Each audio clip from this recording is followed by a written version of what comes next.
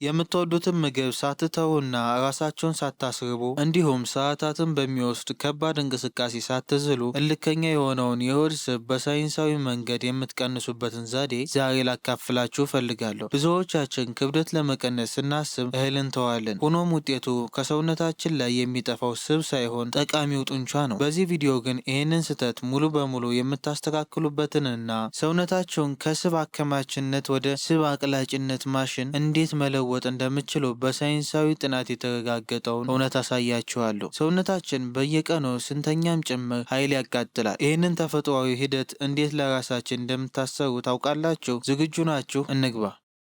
ወደ ዋናው ጉዳይ ከመግባታችን በፊት አንድ ወሳኝ እውነት እንወቅ። ካሎሪን ማለት ምን ማለት ነው? በጣም በቀላል ቋንቋ ካሎሪን ማለት የሰውነት ነዳጅ ወይንም የሰውነት ጉልበት ማለት ነው። ለዚህ አንድ ቀላል ምሳሌ ልስጣችሁ። አንድ መኪና ለመንቀሳቀስ ምን ያስፈልገዋል? ቤንዚን። ልክ እንደዛው የእኛም ሰውነት ለመንቀሳቀስ፣ ለመተንፈስ፣ ልባችን እንዲመታና አንጎላችን እንዲያስብ ምግብ ያስፈልገዋል። በምግብ ውስጥ ያለው ይህ ቤንዚን ወይንም ኃይል በሳይንስ ካሎሪ ተብሎ ይለካል። ለምሳሌ አንድ ሙዝ ስትበሉ ለሰውነታችሁ ትንሽ ቤንዚን 100 ካሎሪን እየሰጣችሁት ነው። አንድ ትልቅ ሳንድዊች ስትበሉ ግን ለሰውነታችሁ በጣም ብዙ ቤንዚን 500 ወይንም 600 ካሎሪን እየሰጣችሁት ነው። እንቅፋቱ የሚፈጠረው እዚህ ጋ ነው። አንድ መኪና ማቆሚያ ውስጥ ቆሞ እያለ በየቀኑ ቤንዚን ብትሞሉት ምን ይፈጠራል? ቤንዚሉ ሞልቶ ይፈሳል አይደል? ሰውነታችን ግን ከዚህ ይለያል። ሰውነታችን ብልጥ ስለሆነ የማንጠቀመውን የበዛ ቤንዚን ወይም ካሎሪን አያፈሰውም። ይልቁንስ ለክፉ ቀን ይሆናል ብሎ በሰውነታችን ውስጥ ያከማቸዋል። ይህ የተከማቸው የበዛ ቤንዚል ምን ይባላል? ስብ ይባላል። ስለዚህ ክብደት መቀነስ ማለት ሰውነታችን አዲስ ቤንዚል ከውጭ ሲያጣ ያንን ያከማቸውን የበዛ ቤንዚል ከውስጥ አውጥቶ እንዲጠቀም ማድረግ ማለት ነው።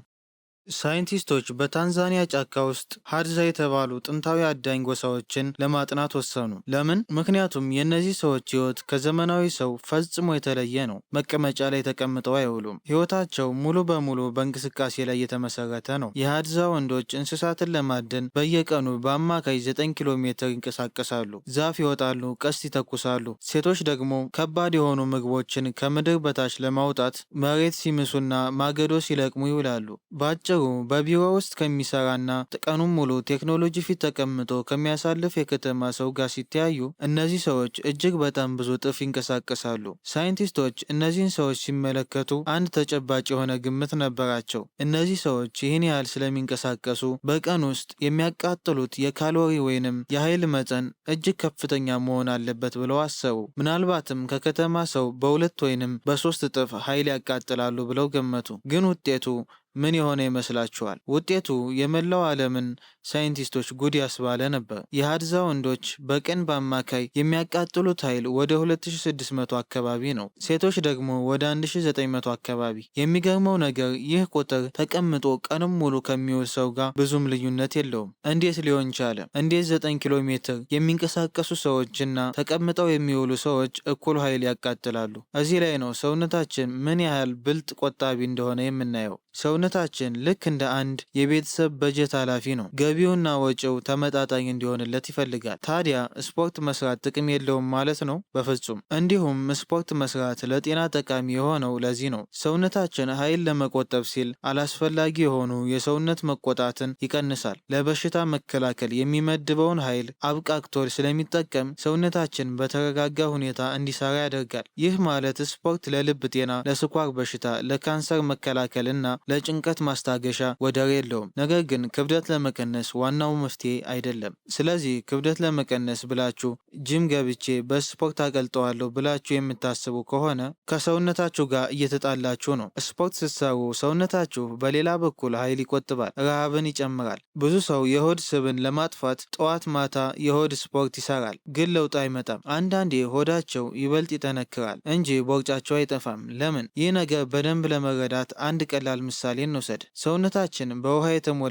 ትልቅ ገንዳ አድርጋችሁ አስቡት። የገንዳው ጥልቀት ሆዳችን ነው እንበል። አሁን ከዚህ ገንዳ ላይ ውሃ በባልዲ እየቀዳችሁ ማውጣት ብትጀምሩ ውሃ የሚቀንሰው ከየት ነው? ባልዲው ከገባበት ቦታ ብቻ ነው ወይስ ከጠቅላላው የገንዳ መጠን? መልሱ ግልጽ ነው። ውሃው የሚቀንሰው ከጠቅላላው ገንዳ ነው። ባልዲውን ከጥልቁ ክፍል ብትቀዱትም ውሃው የሚጎድለው ከሁሉም ቦታ እኩል ነው። የሰውነታችን ስብ አወጋገድም ልክ እንደዚሁ ነው። የሆድ ስፖርት ስትሰሩ የሆድ ጡንቻ ሰውነታችሁን ታጠነክሩታላችሁ እንጂ ሰውነታችሁን ሆድ ላይ ያለውን ስብ ብቻ ላቅልጥ ብሎ አይወስንም። ሰውነት ስብን ለማቅለጥ ሲፈልግ ከመላው ሰውነት ከፊት፣ ከክንድ፣ ከታፋ ነው የሚነሳው። ለዚህ ነው በውጭ ለማጥፋት የሚለፋ ሰው መጀመሪያ ፊቱ ሲከሳ እና ሲገረጣ የምናየው። አንድ ነገር ልብ በሉ፣ ስፖርት ካሎሪ ያቃጥላል፣ ግን ሰውነታችን ከጊዜ በኋላ ይለማመደዋል እና በሌላ በኩል ኃይል ይቆጥባል። ስለዚህ ስፖርት ብቻውን ለክብደት መቀነስ በቂ አይደለም፣ ከምግብ ጋር ማቀናጀት አለበት። ታዲያ ለምንድን ነው በውጭ እንደሌላው የሰውነት ክፍል ቶሎ የማይጠፋው? እዚህ ጋር አንድ ሳይንሳዊ ሚስጥር አለ። በስብ ሴሎቻችን ውስጥ ሁለት አይነት ተቀባዮች አሉ። እነዚህ እንደ ወታደሮች እንቁጠራቸው። አንደኛ ቤታ ወታደሮች፣ እነዚህ ለቃጠሎ ዝግጁ ነን የሚሉ ናቸው። ስፖርት ስትሰሩ ቶሎ ይከፈታሉ፣ ስቡም ይቀልጣል። እነዚህ በብዛት የሚገኙት ፊታችን፣ ክንዳችንና እግራችን ላይ ነው። ሁለተኛ አልፋ ወታደሮች፣ እነዚህ ደግሞ በፍጹም አንለቅም የሚሉ ክፉ ወታደሮች ናቸው። ስብን አጥብቀው ይይዛሉ፣ እንዳይቀልጥም ይከላከላሉ። የሚያሳዝነው ነገር እነዚህ አልፋ ወታደሮች በብዛት የተከማቹት ሆዳችንና ወገባችን ላይ ነው። ለዚህ ነው ቦርጭ ልክ እንደ ቆጣቢ ባንክ የሚሆነው። ሰውነታችን ለመኖር ሲል ለክፉ ቀን ያስቀመጠው ስለሆነ አልፋ ወታደሮች በቀላሉ አሳልፈው አይሰጡትም። ቦርጭን ለማጥፋት የሆድ ስፖርት መስራት ሳይሆን የሰውነት የሆርሞን ሚዛንን ማስተካከልና ኢንሱሊን የተባለውን ሆርሞን መጠን መቀነስ ያስፈልጋል። ስብ ሲቀልጥ የት ይሄዳል? ይሄኛው ክፍል ብዙዎቻችን የሚያስደነግጥ እውነት ነው። 10 ኪሎ ስብ አቃጠልኩ የሚል ሰው ያ ሁሉ ስብ ወደ የት ይሄዳል? ወደ ጡንቻ ተቀየረ ወይስ ወደ ጉልበት ብቻ ተቀየረ?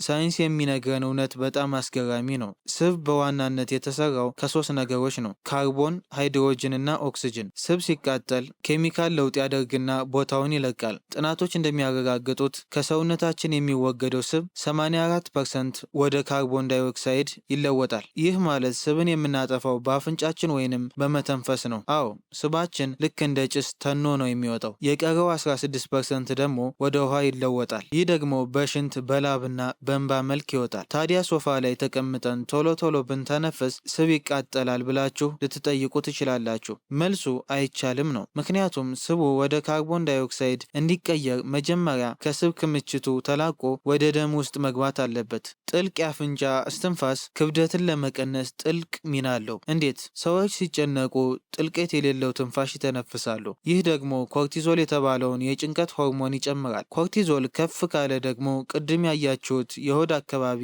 አልፋ ወታደሮች ይበልጥ ስቡን አጥብቀው እንዲይዙ ያደርጋቸዋል። ስለዚህ ረጋ ያለና ጥልቅ የሆነ እስትንፋስ ማድረግ ጭንቀትን በመቀነስ ሰውነታችን ስብ የማቅለጥ ፈቃደኝነቱን እንዲጨምር ያደርጋል። ክብደት መቀነስ ማለት ጂም ቤት ሄዶ መጮህ ብቻ ሳይሆን አተነፋፈሳቸውንና የውስጥ ሰላማቸውን መጠበቅ ጭምር ነው። እሺ መፍትሄው ምንድን ነው? በጣም ቀላል የሆኑ 3 መንገዶች እነሆ። አንደኛ የምግብ መጠንን ማስተካከል። ክብደት ለመቀነስ ዋናው ህግ ከምታቃጥሉት ኃይል ያነሰ መብላት ነው። ይህን ለማድረግ ራስን ማስራብ አያስፈልግም። ትልቁ ሚስጥር ፈሳሽ ካሎሪዎችን ማስወገድ ነው። ለስላሳ መጠጦች፣ የታሸጉ ጭማቂዎችና ማኪያቶ ብዙ ስኳር አላቸው። እነዚህን በውሃ ብቻ ብትቀይሩ ትልቅ ለውጥ ታያላችሁ። ሁለተኛ ፕሮቲን አብዝቶ መብላት። ሰውነታችን ክብደት ሲቀንስ ስብን ትቶ ጡንቻን ሊያቃጥል ይችላል። ይህ እንዳይሆን እንቁላል፣ ስጋ፣ አተር ወዘተ መብላት አለባችሁ። ፕሮቲን ሆድ ይሞላል፣ ቶሎ እንድንጠግብ ያደርጋል፣ እንዲሁም ጡንቻችንን ይጠብቃል። አሁን ላይ ቪዲዮ የሚለቀቅ በጾም ሰዓት ስለሆነ